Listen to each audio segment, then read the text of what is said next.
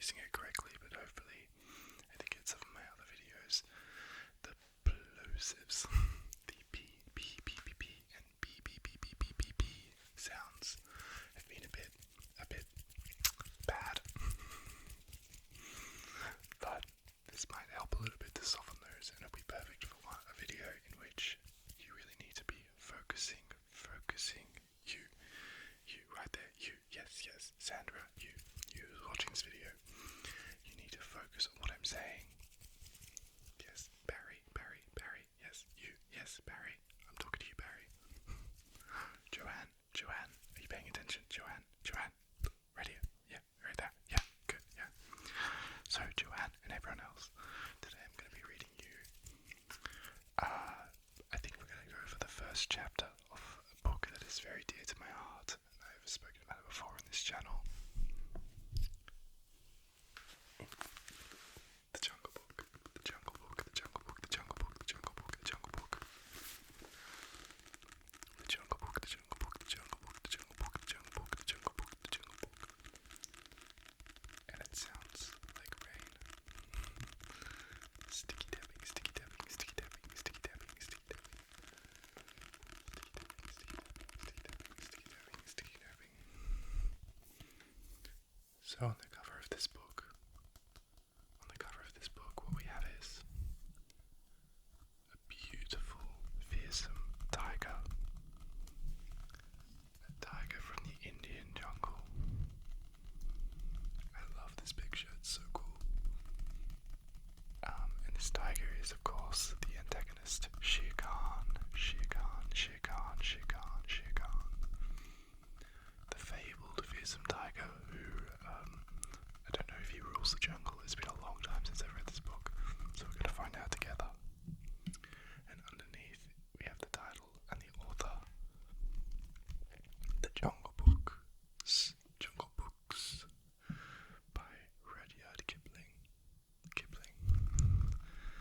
What a funny name. I wonder where that comes from. Because he was an Englishman, I believe. But he was raised in India, colonial India, under British occupation, British rule. And a lot of these stories are actually, they're actually taken from his youth growing up there, his childhood, and the stories that he might have heard from different people. So plagiarism. So before we begin with this first chapter, I'm going to sip my tea. Very important. So this is your opportunity now, and this slightly slower ASMR video, like we're just hanging out, right? And I'm feeling not so hyper and energetic like in a lot of my other videos. I think I just want everyone to just see in this frame right here, 1, 2, 3, 4, just to come grab a cup of tea with me, go put the kettle on, choose a decaffeinated tea, and sit down, lie down, put a pillow under your head or on your back, and we can just relax and you can listen to my voice. My whisper. It's really interesting actually to learn what your whisper sounds like, because you don't actually whisper that much day to day. It feels like I'm telling everyone secrets.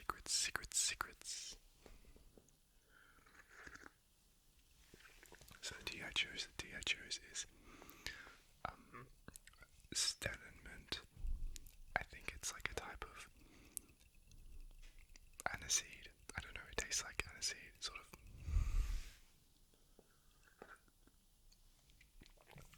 It's actually really nice. Okay, let's proceed.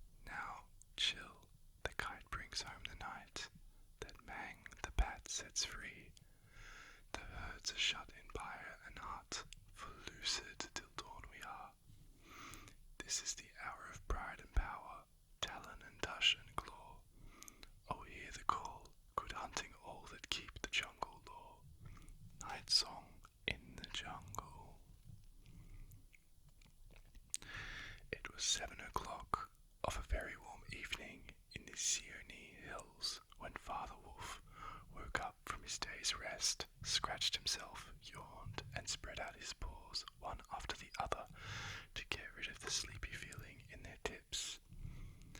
Mother Wolf lay with her big grey nose dropped across her four tumbling, squealing cubs, and the moon shone into the mouth of the cave where they all lived. "Arr," said Father Wolf, "it is time to hunt again," and he was going to spring downhill when a little shadow with a bushy tail crossed the threshold and whined, "Good luck go with you, O chief of the wolves, and good luck and strong white teeth go with the noble children, that they may never forget the hungry in this world." First paragraph there. I'm also going to do a little bit of semi-inaudible, like not whisper quiet, soft-spoken. It was the jackal, Tabaki, the dish licker, and the wolves of India despise Tabaki because he runs about making mischief and telling tales and eating rags and pieces of leather from the village rubbish heaps. But they are afraid of him too, because Tabaki, more than anyone else in the jungle, is apt to go mad, and then he forgets that he was ever afraid of anyone, and runs through the forest, biting everything in his way.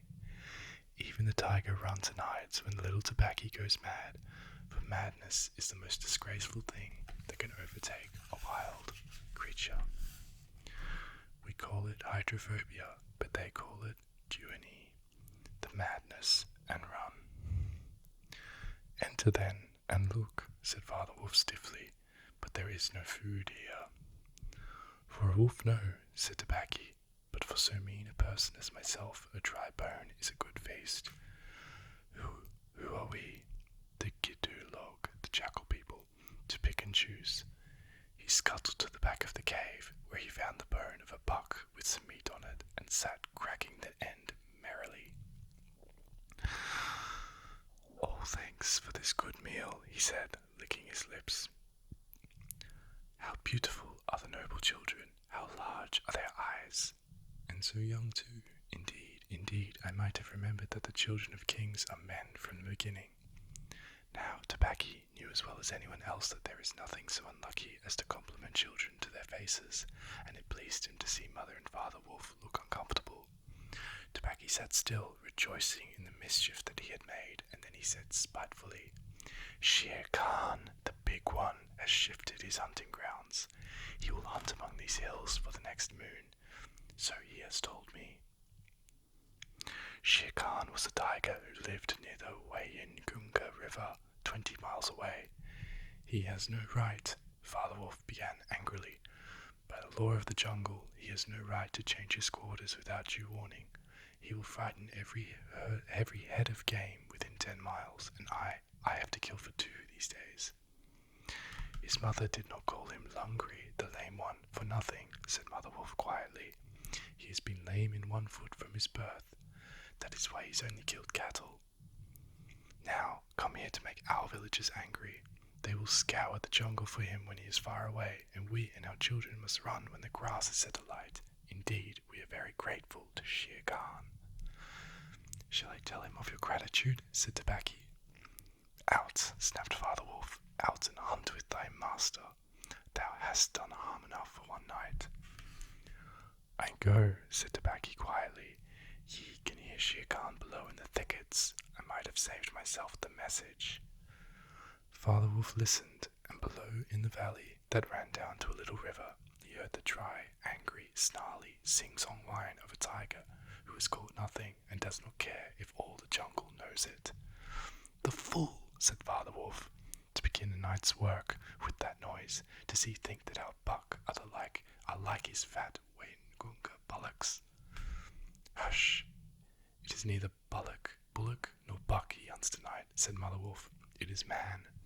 The whine had changed to a sort of humming purr that seemed to come from every quarter of the compass. It was the noise that bewilders woodcutters and gypsies sleeping in the open, and makes them run sometimes into the very mouth of the tiger. "Man," said Father Wolf, showing all his white teeth, beetles and frogs in the tanks that must eat man, and on our ground too. The law of the jungle, which never orders anything without a reason, forbids every beast to eat man except when he is killing to show his children how to kill, and then he must hunt outside the hunting grounds of his pack or tribe. The real reason for this is that man-killing means sooner or later the arrival of white men on elephants with guns and hundreds of brown men with gongs and rockets and torches. Then everybody in the jungle suffers. The reason the beasts give among themselves is that man is the weakest and most defenseless of all living things, and it is unsportsmanlike to touch him. They say too, and it is true, that man-eaters become mangy and lose their teeth. The purr grew louder, and it ended in a full-throated "arr" of the tiger's charge. Then there was a howl, an untigerish howl from Shere Khan. "He has missed," said Mother Wolf. "What is it?" Father Wolf ran out a few paces and heard Shere Khan muttering and grumbling savagely as he tumbled out in the scrub. "The fool has had no more sense than to jump at a woodcutter's camp and has burned his feet," said Father Wolf with a grunt. "Tobacco is with him." "Something is uphill," said Mother Wolf, twitching one ear. "Get ready." The bushes rustled a little in the thicket, and Father Wolf dropped with his haunches under him, ready for his leap. Then, if you had been watching, you would have seen the most wonderful, wonderful thing in the world. The wolf checked in mid-spring. He made his bound before he saw what it is he was jumping at, and then he tried to stop himself. The result was that he shot up straight into the air for 4 or 5 feet, landing almost where he left ground. "Man," he snapped, "a man's cub, look." Directly in front of him, holding on by a low branch, stood a naked brown baby who could just walk, as soft as a dimpled little atom as ever came to a wolf's cave at night. He looked up into Father Wolf's face and laughed. "Is that a man's cub?" said Mother Wolf. "I have never seen one. Bring it here." A wolf accustomed to moving his own cubs can, if necessary, mouth an egg without breaking it, and though Father Wolf's jaws closed right on the child's back, not a tooth even scratched the skin as he laid it down among the cubs.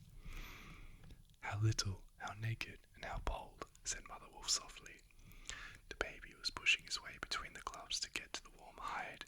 "Aye, he's taking his meal with the others, and so this is a man's cub." Now, was there ever a wolf that could boast of a man's cub among her children? "I have heard now and again of such a thing, but never in our pack or in my time," said Father Wolf. "He is altogether without hair, and I could kill him with a touch of my foot. But see, he looks up, and he is not afraid." The moonlight was blocked out of the mouth of the cave, for Shere Khan's great square head and shoulders were thrust into the entrance. Tobacco, behind him, was squeaking, my lord, it went in here." "Shere Khan does us great honour," said Father, but his eyes were very angry. "What does Shere Khan need?" "My quarry, a man's cub, went this way," said Shere Khan. "Its parents have run off. Give it to me." Shere Khan had jumped at a woodcutter's campfire, as Father Wolf had said, and was furious from the pain of his burned feet. But Father Wolf knew that the mouth of the cave was too narrow for a tiger to come in by. Even where he was, Shere Khan's shoulders and forepaws were cramped for want of room, as a man's would be if he tried to fight in a barrel. "The wolves are a free people," said Father Wolf. "They take orders from the head of the pack, and not from any striped cattle killer. The man's cub is ours, to kill if we choose." "Ye choose, and ye do not choose. What talk is this of choosing? By the bull that I killed, am I to stand nosing into your dog's den for my fair choose? It is I, Shere Khan, who speak." The tiger's roar filled the cave with thunder. Mother Wolf shook herself clear of the cubs and sprang forward, her eyes like 2 green moons in the darkness, facing the blazing eyes of Shere Khan. "And it is I, Raksha, the demon, who answer. The man's cub is mine. Lungri, mine to me. He shall not be killed. He shall live to run with the pack and to hunt with the pack, and in the end, look you, hunter of little naked cubs, frog eater, fish killer, he shall hunt thee. Now get hence, or by the Sambhur that I killed, I eat no starved cattle. Back thou goest to thy mother, burnt beast of the jungle, lamer than ever thou camest into the world. Go. Father Wolf looked on amazed. He had almost forgotten the days when he won Mother Wolf in fair fight from 5 other wolves, when she ran in the pack and was not called the demon for compliment's sake. Shere Khan might have faced Father Wolf, but he could not stand up against Mother Wolf, for he knew that where he was, she had all the advantage of the ground and would fight to the death. So he backed out of the cave mouth growling, and when he was clear he shouted, "Each dog barks in his own yard. We will see what the pack will say to this fostering of man cubs. The cub is mine, and to my teeth he will come in the end, O bush-tailed thieves." Mother Wolf threw herself down panting among the cubs, and Father Wolf said to her gravely, "Shere Khan speaks this much truth. The cub must be shown to the pack. Wilt thou still keep him, mother?" "Keep him," she gasped. "He came naked by night, alone and very hungry, yet he was not afraid. Look, he has pushed one of my babes to one side already, and that lame butcher would have killed him and would have run off to the Waingunga while the villagers. He hunted through all our lairs in revenge. Keep him, assuredly I will keep him. Lie still, little frog. Oh, thou Mowgli, for Mowgli the frog I will call thee. The time will come when thou wilt hunt Shere Khan as he has hunted thee." I've got to stop for some tea. So, what do we think so far? I think it's really fun how there's like this old English used, like the thou and the thee and the wilt. And apologies for pronunciation because I'm definitely screwing that up, but okay, back to it. "But what will our pack say?" said Father Wolf. "The law of the jungle lays down very clearly that any wolf may, when he marries, withdraw from the pack he belongs to, but as soon as his cubs are old enough to stand on their feet, he must bring them to the pack council, which is generally held once a month at full moon, in order that the other wolves may identify them. After that inspection, the cubs are free to run where they please, and until they have killed their first buck, no excuse is accepted if a grown wolf of the pack kills one of them. The punishment is death where the murderer can be found, and if you think for a minute you will see that this must be so." Father Wolf waited till his cubs could run a little, and then on the night of the pack meeting took them and Mowgli and Mother Wolf to the council rock, a hilltop covered with stones and boulders where 100 wolves could hide. Akela, the great grey lone wolf, who led all the pack by the strength and cunning, lay out at full length on his rock, and below him sat 40 or more wolves of every size and colour, from badger-coloured veterans who could handle a buck alone, to young black 3-year-olds who thought they could. The lone wolf had led them for a year now. He had fallen twice into a wolf trap in his youth, and once he had been beaten and left for dead, so he knew the manners and customs of men. There was very little talking at the rock. The cubs tumbled over each other in the centre of the circle where the mothers and fathers sat, and now and again a senior wolf would go quietly up to a cub, look at him carefully, and return to his place on noiseless feet. Sometimes a mother would push her cub far out into the moonlight to be sure that he had not been overlooked. Akela from his rock would cry, "Ye know the law, ye know the law. Look well, O wolves," and the anxious mothers would take up the call, "Look, look well, O wolves." At last, and Mother's wolf neck bristles lifted as the time came, Father Wolf pushed Mowgli the frog, as they called him, into the centre, where he sat laughing and playing with some pebbles that glistened in the moonlight. Akela never raised his head from his paws, but went up on the monstrous cry. Look well, a muffled roar came up from behind the rocks, the voice of Shere Khan crying, "The cub is mine, give him to me. What have the free people to do with a man's cub?" Akela never even twitched his ears. All he said was, "Look well, O wolves. What have the free people to do with the orders of any save the free people? Look well."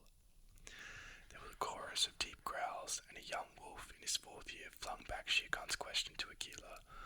"What have the free people to do with a man's cub?" Now the law of the jungle lays down that if there is any dispute as to the right of a cub to be accepted by the pack, he must be spoken for by at least 2 members of the pack who are not his father and his mother. "Who speaks for this cub?" said Akela. "Among the free people, who speaks?" There was no answer, and Mother Wolf got ready for what she knew would be her last things came to fighting. Then the only other creature who was allowed at the pack council, Baloo, the sleepy brown bear who teaches the wolf cubs the law of the jungle. Old Baloo, who can come and go where he pleases because he only eats nuts and roots and honey, rose up on his hindquarters and grunted. The man's cub, he said. I speak for the man's cub. There is no harm in a man's cub. I have no gift of words, but I speak the truth. Let him run with the pack and be entered with the others. I myself will teach him. We need yet another, said Akela. Baloo has spoken, and he is our teacher for the young cubs. Who speaks beside Baloo? A black shadow dropped down into the circle. It was Bagheera, the Black Panther, inky black all over, but with the panther markings showing up in certain lights, like the pattern of watered silk. Everybody knew Bagheera, and nobody cared to cross his path, for he was as cunning as Tabaki, as bold as the wild buffalo, and as reckless as the wounded elephant. But he had a voice as soft as wild honey dripping from a tree, and a skin softer than down.